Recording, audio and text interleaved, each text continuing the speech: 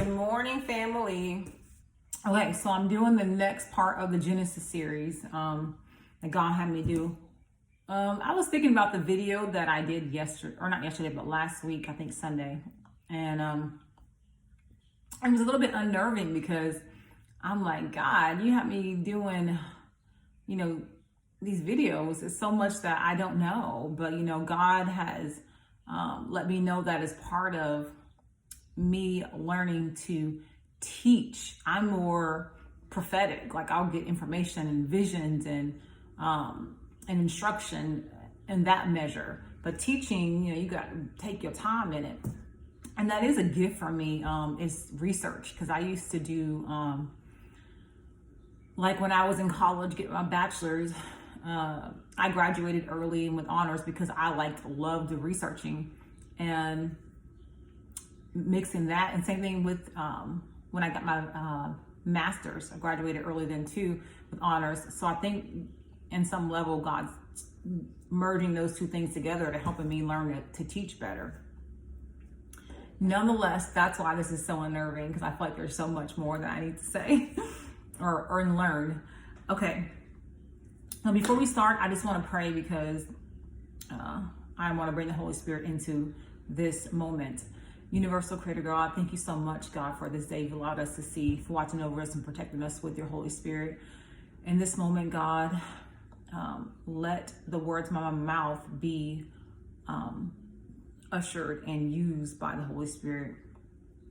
Let me speak forth what you have for your people in the manner that you would have them learn. God, touch the ears of your people so they can receive what you have them to, what you need and have for them to receive. And at the same time, Lord, continue to lead us in the way that you should have us to go. Amen. All right. So last week we did Genesis 1, verse 1 through 4. Today we're doing, 1 through 5. Today we're doing 6 through 8.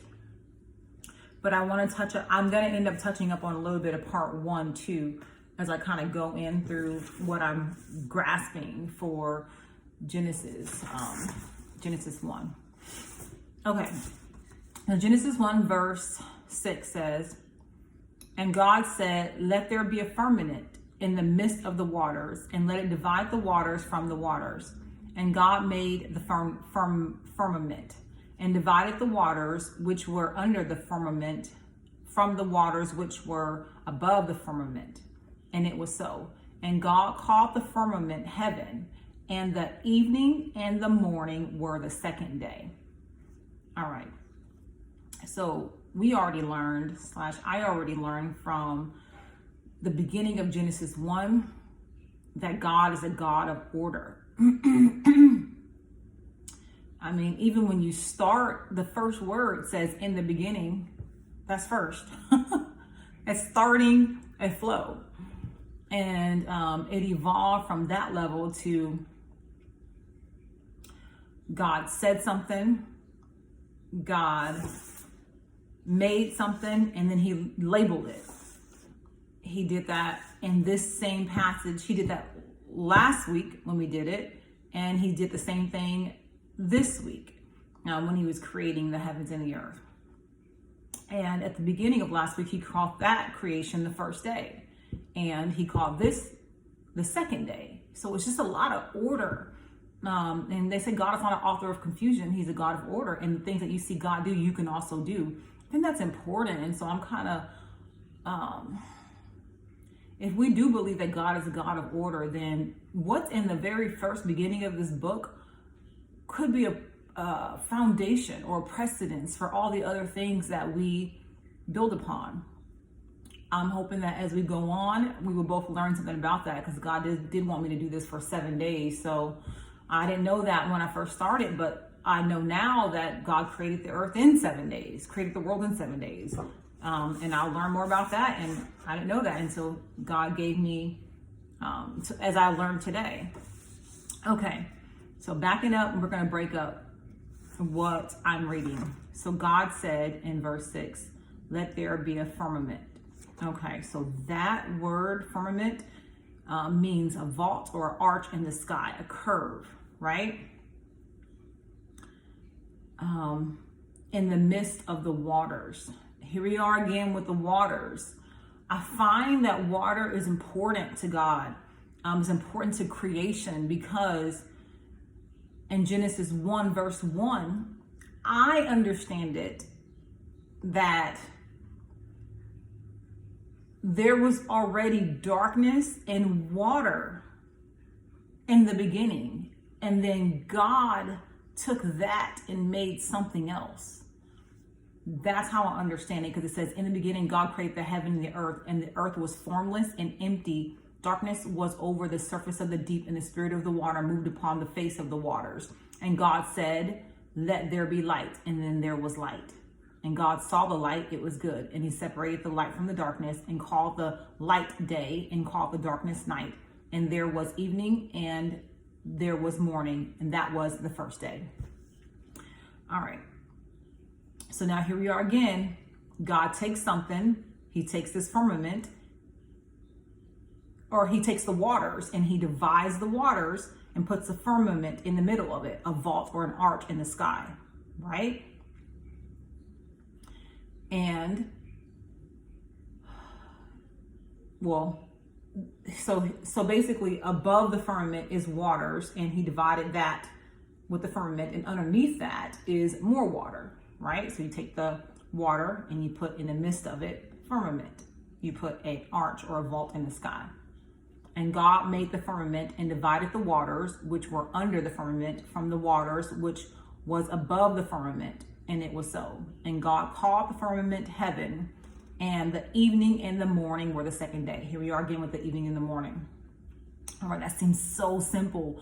But in my mind, I'm getting a foundation of creation, of like how we can use this to create things and honor God. Okay, so my notes from what I learned from this are two things. So you know that old saying where it says God can create something out of nothing? I want to flip that around in reference to what we just read, and says you got to take what you have to create the things that you want. Create something from what you have. Use what's in your hand. I kind of wrote that down. Use what you have. Use what's in your hand. So in the beginning, there was already, in my opinion, darkness and water, right? So that's what God used to create other things. And then God moved upon the face of the waters. And then he said something. He said, let there be light.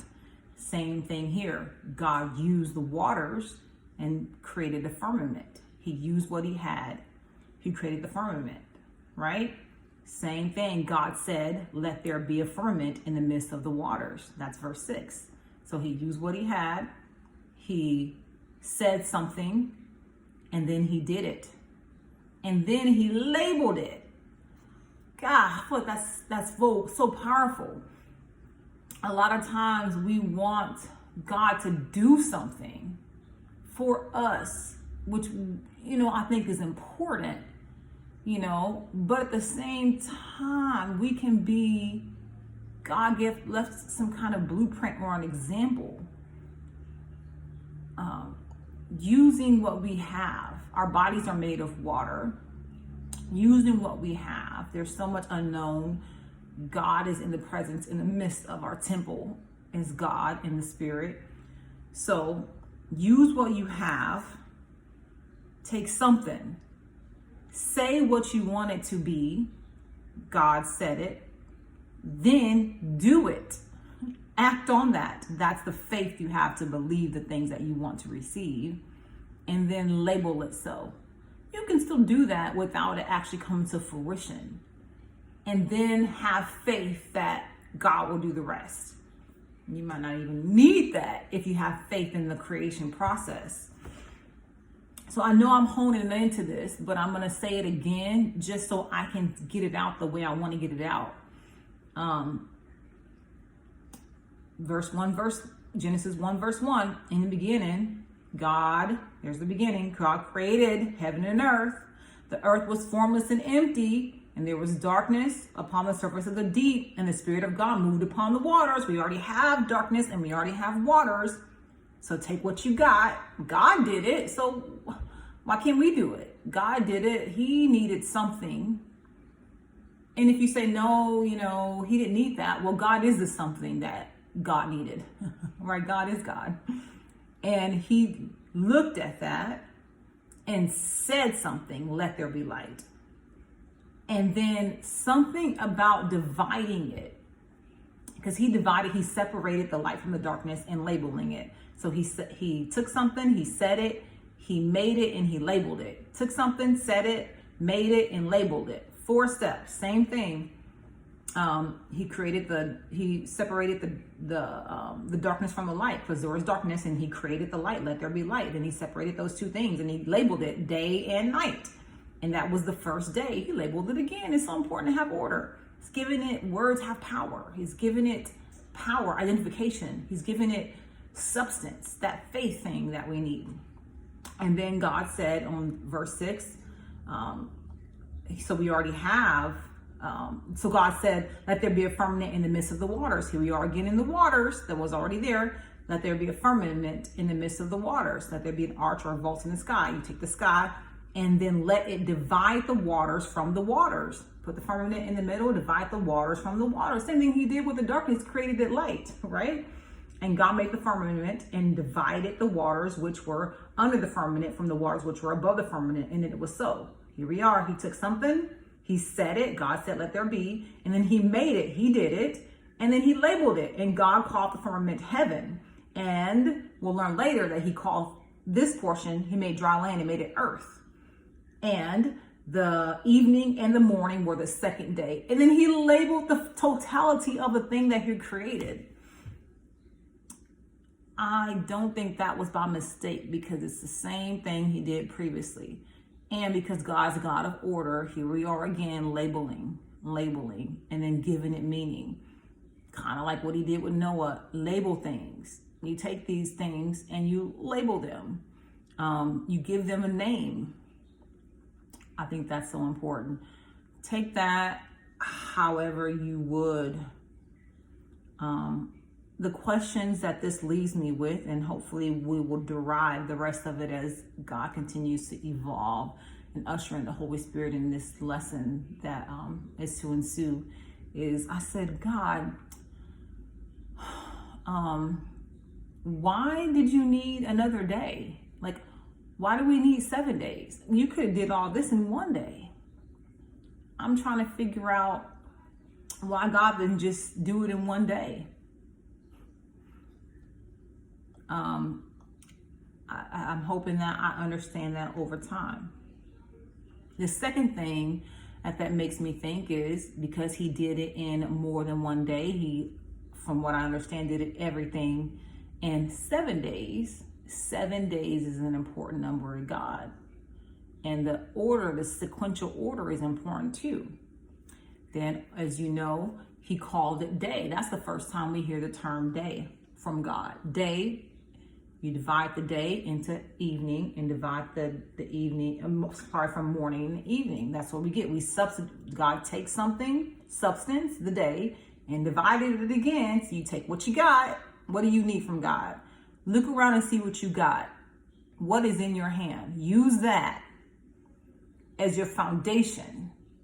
Some way God divides things and creates something new and creates it in order. He took the day and he divided the day into morning and night. And that was the first day, the same thing. Second day. All right. So we know 7 days is a week in this evolution around time, in this space that we're in. I also question, okay, I think that's important to God. Why are there days of the week? I didn't see God say the first day was Sunday, the first day was Monday, second day was Monday, or what have you. So I learned after a little bit of digging that the days of the week started, like the Sunday, Monday, Tuesday, started by like this calendar thing by the Babylonians, and the Romans kind of had their hands in it, and the Greeks had their hands in it. But the days of the week are named after gods. I didn't really know that. I've heard of something similar, but I never really understood it. So look it up, because the days of the week are named after God. They're corresponding to the planets as well. I think Friday was like Freya, and there's some Nourish connotation in there. And I started thinking, I don't think God's pleased with that, because God is so specific at what God does. And here we are operating under the foundation that God created, under the names of a gods that God said, put no other God before me. These other things are false idols. And we give our energy and our creation to working within this sequential order that, I don't think that is appropriate. These are just my thoughts. Look forward to the next Genesis series, of the Genesis Day 3, and we'll learn more into this. Thank y'all for bearing with me. Your girl is, learning and evolving. So take what you can from this lesson, apply it to your own life, check it with the Holy Spirit, and ask God for more understanding. I welcome your comments. Thank you. Go forth and be blessed. Peace.